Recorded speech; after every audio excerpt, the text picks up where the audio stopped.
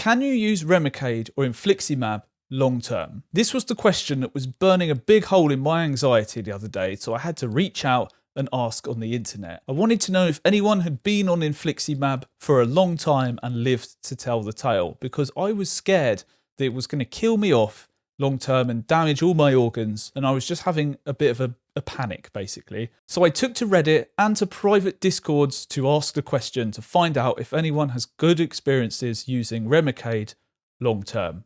Let's get into it. So here you can see the question that I've asked: has anyone here been on biologics for years? And basically I said I'm deeply interested to know if anyone's been on biologics of any kind for years, over 5 years I was asking. I was in deep thought and I was thinking, if I had a child now, would I live the 20 years to see them grow up?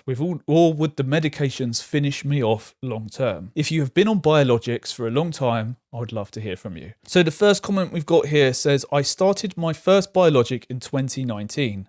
They got diagnosed in 2004. Neither IBD or biologics are a death sentence, to be honest. Biologics have a much better safety profile than older immunomodulators, and there's new treatments coming out more often. We've got another comment here, 15 years now. Wish I'd started sooner. And someone said, can you elaborate why? My first flare showed up in the esophagus as well as the rest of the digestive tract. If biologics were available then, I'm told I would have been started on them immediately. Instead, I was treated with prednisone and went into remission. I hate prednisone. The maintenance medication was Asacol, which my body did not break down. I could read the pill stamping in the toilet bowl, so it just was passing through this person. My second major flare was brutal. All the common symptoms showed up in full force. No oral medications ever touched it. So none of the meds that this person was on helped their flare in the slightest. Prednisone messed with my mind and put me in a very dark place, and none of the newer oral meds worked. Within 36 hours of my second infusion, I was pain-free for the first time in over a year and a half. My gut was happy. The Crohn's arthritis disappeared. My energy levels began to increase. I was back to enjoying life instead of trying to survive life. On occasion, I get breakthrough days where I have bouts of diarrhea, but it's nothing like it was pre-biologics. And that was the excruciating pain and most dull ache on a bad day. I also have lupus, so it's hard to tell if I'm having a Crohn's day or I've got crossover symptoms with lupus. Life is good. And then below they said, very happy to hear that life is good, friend. Thank you for sharing. And I must say, I've had similar experiences myself. I've had the exact same experience with prednisone. It sent me a bit crazy, sent me in dark places, completely wrecked my sleep. And since being on a biologic, I've also had the same experience. It is quite remarkable. So another comment here. I've been on Remicade and in remission for 10 years and counting. I know someone who's been on it since the clinical trials in 1999. So they can be a long-term solution for some of us. That said, there's roughly 65% odds of any given medicine working for you/me. So some invariably fail a given med.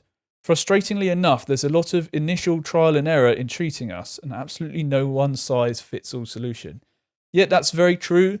You get this sort of list of drugs that you can go through and it is a trial and error process. I was given the list and I chose to go with Infliximab, otherwise known as Remicade, because I just had heard the most amount of people on it. So I just went with that. There was not much more decision behind that. Thank you for your perspective. I'm going to see a specialist after months of waiting.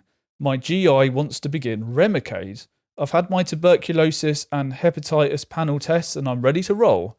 Currently on 40 milligrams of prednisone and eager to get into remission. What exactly do you think it would be in the medications that finish you off? Serious question, and I've seen this asked a few times. So the reason why I was scared is because I've heard that, over long periods of time, it can wear down things such as your liver. They test my kidney function as well. Maybe it's going to, impact my kidneys. That's what I'm worried about. And the fact that my specialist said that they tend to keep you on the drug for 5 years maximum and then review. My specialists really made it out to be this medication that while it keeps you safe from flares, it can impact your body and your organs internally, put stress on them and damage them over time. So I am concerned that it could damage my liver long term. And the thing is, I'm not considering just coming off of it at the moment. The thought does cross my mind quite a lot because I am concerned about the potential damages. So that's to answer your question there. And then they said the untreated IBD will get you much quicker than any med. Yes, and that's exactly why I'm not considering just coming off my meds, because untreated inflammatory bowel disease, I don't want to keep bleeding out my arse. That could probably lead to bowel cancer. So I'm 100% with you on there. I can see what they're saying already. Risks can be mitigated. Eat well, exercise and sleep as best you can, and manage your stress. This is exactly what I'm trying to say all the time. That's my main message to all of you, is you've got to focus on those three things. I truly believe it will mitigate some damages, but just overall keep me in better health anyway than I would be if I didn't focus on those things. You'll be fine.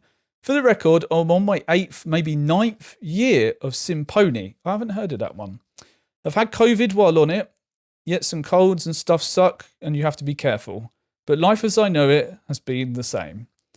And someone here answers, because all IBD medications treat the symptoms and not the root cause. Suppressing some immune functions allows more of the same or other unresolved pathological issues to accumulate until the med eventually stops working, or the immune system finds another pathway to address the issues. Someone says here, not a doctor, so very happy to be corrected if I'm wrong, but my understanding is that the biological drugs effectively switch off the mechanism that causes rampant inflammation. So it's not just accumulating in the background as such. There's definitely the potential for side effects, but honestly, biological drugs have given me my life back. This is exactly it. There's no accumulation of pathological issues associated directly with the IBD as if it's swept under the rug. There are increased risks, but that's the case with any medication. It's true they're much safer than steroids, but all of them only affect the immune system signaling pathways, not the cause. And then we've got a medical student here. If this person's right, we've only recently, literally a few months back, found a potential cause of IBD. Getting a direct cure that attacks the root cause is still not available, and we are still researching it. But we may have some stuff already that could potentially do the job in rats. Yep, I did hear about that, and the reason why I haven't mentioned it on the channel yet is because I don't fully understand it yet, and I'd like to look more into that topic about this potential cure that they've talked about potentially in rats at a later date when I know more about it. Can you give some examples of these unresolved pathological issues that are accumulating? So having a deep discussion here. Those, among others, include the initial pathology that caused the inflammation in the first place. Then someone says, this isn't true, lol. This is not how pathophysiology, I can't say this word, works. If a fire is burning, you remove the oxygen. Disease pathway leading to symptoms. The fire goes out. Symptoms stop. It really doesn't matter how much flammable material was piled on at that point. Then someone says, good, you figured out the pathophysiology. I can't say this word. While the medical literature is still clueless of what the exact etiology and pathophysiology of these conditions is. Oh, these terms, I can't say these terms. Your analogy is somewhat the reason for large wildfires in the last decade. Inadequate maintenance and humans wanting to be in control have not allowed small wildfires to run their course, allowing for the accumulation of biomass that only needs the next arsonist or natural disaster to come along, find a way and set it on fire. Okay, so there's a little bit of an argument going on here. Do not take my words as purely bad-mouthing biologics. My daughter is on 2 of those. However, they are what they are, and we should not build illusions and blindingly believe the clinician who glanced over the trials and studied the protocols written by the very pharmaceuticals making the drugs. If nothing else, the last 2 years have been a bright example of how pharma works and how much they care. And it's got -1 rep this. Medical literature is clueless. Okay, so this, I'm going to come past this because there's just an argument going on here. Yeah, so just underneath that, there's literally another argument going on. I did not want to spark arguments right here, but it seems that this question has sparked debate in the Reddit. So someone is saying here, so you believe that right-sizing the medication for the big fire is not going to let small fires burn? Can you see the fallacy of this logic? Someone says no. Also, it's the medication that right-sizes the immune system. No one is right-sizing medication. My daughter failed Remicade at 6 months, despite the higher doses and the extra infusions and no antibodies. That's because her liver metabolized the medication faster than the medication could work. And then just below this, someone said, liver metabolized the medication. The Remicade levels are tested before each infusion, 19 at the lowest. Stop speculating. People like you are the reason IBD research has been stuck for so long. I'm not really sure what you guys are arguing about, but I can say my Remicade levels have only ever been tested once, and they don't test me before each infusion. I can guarantee you that. I've had one test in the whole time I've been on it. So I don't even know what my levels are. I've had one test. They respond to this saying, it's literally not speculation. I very much doubt she's getting a Prometheus test before every infusion. If you don't believe in science, just say so. And then someone here says it's interesting how people downvote things just because they do not fit their preferred worldview or understanding of a problem. I mean, I can see where these people are coming from. Like the fact that that person was saying, oh, it's like putting down, there's all these fibers, they're building up and, it takes one person to spark a fire and then it's a huge rampant wildfire. And they're imagining that as the same thing as we're getting all these issues. And then when it sparks off again, we're going to have an insane flare. I don't have a science degree in biology, so I can't really weigh in on this. I'm just talking from a place of experiencing IBD myself, but I'm hoping that's not the case. And it seems that people do not agree with that view. So there is a debate going on here. But yes, it is funny that people downvote because they just disagree with each other. So that's got a little bit away from what I was asking. But someone here says, I'm aware of people that have been on Remicade since 94. IBD with modern treatments does not usually have an effect on the expected lifespan. I've been on Humira for about 10 years, and other than brief flare-ups, I've been in remission since then. I've noticed that I get sick more easily and more severely, but the benefits outweigh the negatives at this point. Someone else here agrees, I have the same fears, so much that I stopped my biologic in 2022. Let me tell you, the Crohn's will kill you first. I'm back on Stelara and not quite recovered from the unnecessary trauma that I caused myself and my family for trying medication free. I was on biologics for 10 years, stopped for 2, and now I'm back on them. I've had 2 pregnancies and 2 babies on Stelara whilst in remission. I still have this question though in my head. Would I flare if I came off my medications and I was very, very strict on my diet? I don't know. That would be something to put to the test. I don't think it would stop me from flaring, or maybe it would if I truly believed in what I was doing. I don't know. That's just what's in my head. I'm not going to act on that quite yet. Someone here says, I've been on biologics for 7 years. I went through the same research loophole and found medication with colitis obviously can potentially prolong our life expectancy, but we have fewer happy, healthy years in a nutshell. Biologics are not a poison or like chemo and will not kill you. What does he mean by we have fewer happy, healthy years? Does that mean we are going to die sooner then? Or does that mean that we just have more unhappy days? Someone here says almost 20. I'm guessing they mean years. Still going well. It's got all the risks, but I think it's been worth it so far. Someone else says 9, 0 issues, feel great. Adalimumab since 2011. Best thing that has ever happened to me. I've been on varying doses of corticosteroids before then for 10 years and it was fucking awful. I never want to go on those drugs again. I went on biologics, Remicade, then Stelara for almost a decade, and I nearly died from them. I truly hate polysorbate 80. It's everywhere. I take pills now. And someone says, hi, can I ask what happened? And then they never got back to them. On Entyvio since 2016, best thing I've ever done. Didn't even hesitate. I just wanted something to work, and I didn't care if I was a guinea pig, as it was fairly new in Canada. It gave me new life, and I went from mild proctitis, ulcerative colitis, to a flare so bad it felt like I was dying. I live my life pretty normal now. I still have a sensitive stomach, and I have food sensitivities and stress sensitivities, fatigue and other chronic conditions, some not associated with my UC. But since going on TVO, it's felt like I don't need to worry about having a flare. It's like I can live my life fairly normally and hang out with my friends. Of course, there's always background worries. Who among us doesn't constantly worry about bathroom accidents or stuff like that? But I wouldn't switch out from biologics or change my mind from biologics, even if I had the choice. Unless there is a real cure one day, this will be my life and I'm happy with it. So someone says, I'm hoping to find a biologic that works because taking steroids should never be used long term. No, I 100% agree with that. Someone says, I'm on Rinvoq and having luck so far. Did well for 4 years on Stelara. So many others to try and continue to get approved. Best of luck. I started biologics in 2014 and I've had a healthy baby in 2017 and I've had no reason at all to think that I'll die from this disease. Before I was diagnosed, I was too weak to walk across the room alone. I've had such severe urgency and frequency that I was having bowel movements over 35 times a day.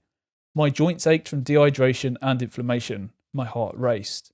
Biologics have given me my life back. I have Crohn's disease and have been on Humira for over 15 years. I am healthy and I've had a devastating surgery 8 years ago and I was left with an ileostomy after having a bad flare. A year later, I ended up with a Barbie butt and I'm still on Humira and doing great. Then someone says, I've been on biologics since 2018. First Humira and now Infliximab, and I'm thankful for the remission of my ulcerative colitis. In TVO since 2019, only issue is I had food poisoning 3 months ago and didn't know it. I still have some digestive issues due to other health conditions, but the Crohn's is under control. I was very hesitant to start the meds, but it's all been very helpful. So I just want to highlight this last comment on the Reddit before we go over to the Discord. Someone says here, I'll be totally honest, my grandma was on Remicade for her rheumatoid arthritis for maybe about 8 years. And when she got colon cancer, her oncologist straight up told her the suppression of her immune system caused it. When I told this to my GI, who wanted to start me on Remicade, he said, it might cause cancer, but that's a different doctor. Essentially, if I got cancer, not his problem. The oncologist said it's not uncommon for those on immunosuppressants long term to develop cancer. So interesting comment there. Definitely worth to take into consideration the whole picture, if you know what I mean. I'm going to censor the people's names on this because these are private Discords. But on the Discord, I asked the exact same question. And someone here says, yep, been on and off biologics, mostly for bureaucratic reasons since 2017. The safety is pretty well known.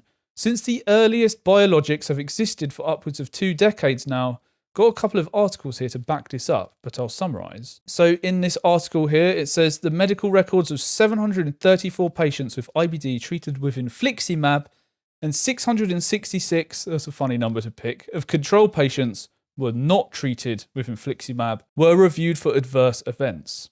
The time of onset and outcome, severity, and everything that happened was recorded. So the results were that people were followed up within about 58 months and 144 months, respectively. Wow. So 112 severe adverse events occurred in 93 patients. So basically, it's kind of saying 13% of the people on Infliximab had a flare, while 19% of people who weren't on Infliximab had a flare. So of these adverse events, this could be like death or cancer or whatever it is, 13% of the people treated with Infliximab, so that's 93 of the patients, had an adverse event, while 19% of the control patients who weren't on Infliximab had an adverse event.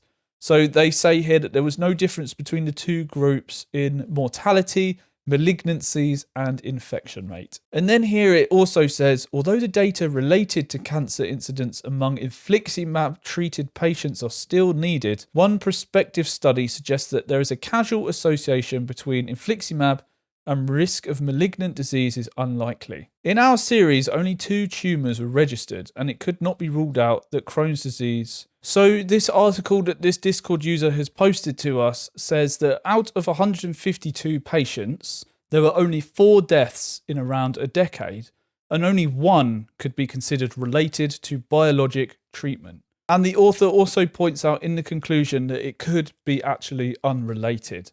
So to put it shortly, you are far more likely to die of untreated IBD than you are of anything else related to drugs. And we got another message here. I've been on several biologics, starting with Remicade in the 2000s. I don't remember how long, but eventually I built up antibodies. After that, I was on Humira, and that was before it was approved for ulcerative colitis, which is what I have.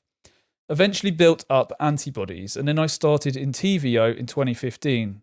Just failed it about 2 years ago, so maybe 20 years worth of biologics. And now hopping over to this other private Discord, yes, I think most people here have been on them for years. I personally have been on mine for about 8 years, and it absolutely beats the alternative of flaring.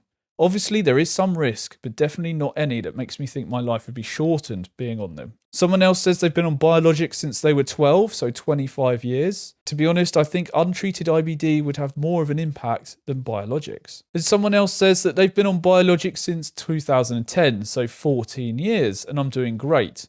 Totally understandable to be anxious, and I'm glad that this server, we can help you not feel alone with these kinds of anxieties. I'm fairly certain that IBD left untreated can pose pretty severe health risks. So if the IBD is treated, then your body isn't in overdrive. You can actually do well living your life quite normally. My experience with biologics is that it completely healed me, and it's brought me back to what feels like peak physical health. And I think that's exactly why my thoughts turn to worrying for the future, because no longer, touch wood, am I thinking about flares and those symptoms, but I'm thinking about what else could go wrong. Your mind always tries to come up with problems. So I'm just thinking about the future. Long term, is there any other alternatives? That's just what I'm asking here. All I'm really asking is, what are the alternatives? And it's like, I kind of want to explore that question. I do think it's a worthwhile question for anyone on these medications. And I'm not saying to come off of your medications. I'm just saying, let's question it. Are these things really good long term? There's a lot of positive comments from people that we've just read there. They've been on it for years and years. But it's the fact that if there is that chance that it does damage my organs long term, why couldn't I explore the other alternatives? And I still truly believe that medication is the foundation for healing from a flare. But once you're out of that flare, then it's nice to, I think it's a good time to ask these questions. But I'm definitely not suggesting any of you come off your medications. I mean, I haven't. Full disclosure, no, I'm not planning on coming off it anytime soon. But it is something that I'm just sort of brewing in the back of my head. I'm just thinking about it.